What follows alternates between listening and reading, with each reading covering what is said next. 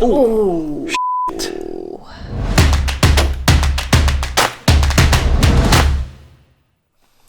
Now, some of you may know I'm not really fond of the fact that our Jeep JL Wrangler Rubicon Unlimited came with a drain bolt located on the very bottom of the front axle.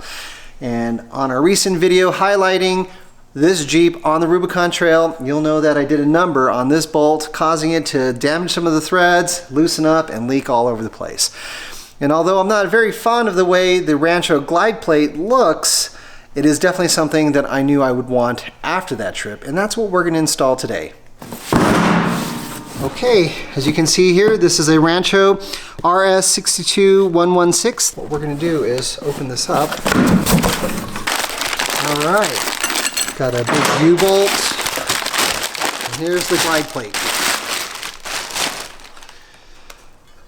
Look, they even have a drain hole, so you don't actually have to remove it to drain your axle. That's actually pretty clever. And instructions.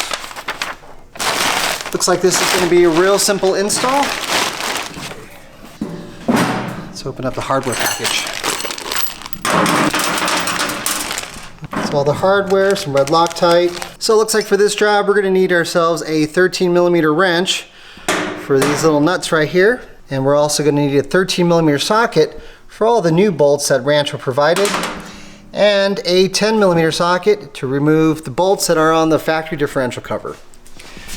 Now we've got these 4 bolts, 1, 2, 3, 4. These bolts will need to be removed so that the Rancho glide plate can be installed onto them.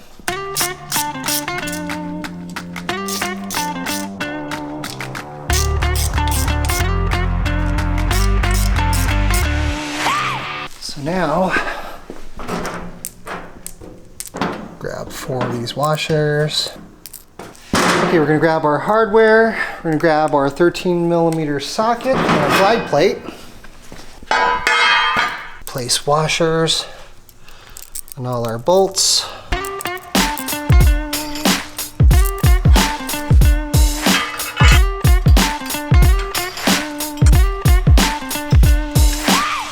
Okay, with all the bolts threaded into the hole, we can go ahead and tighten them up.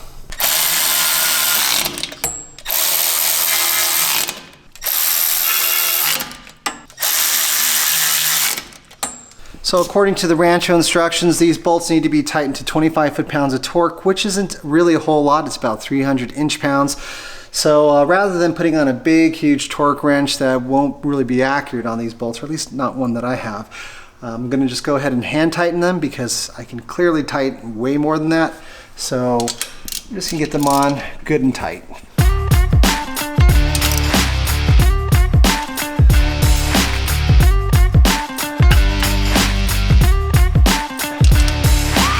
So from here we can go ahead and grab the U-bolt that they provide, as well as the washers and nylock nuts. And they actually give some red Loctite. I'm going to guess that's for this bolt here, so I'm going to go ahead and apply some on now. Okay. Grab our 13mm wrench as well.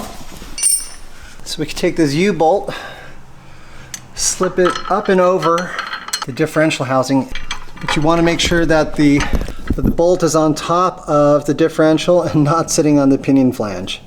So we'll go ahead and take our washer and nut, thread it on by hand. So now we can go ahead and tighten these bolts up.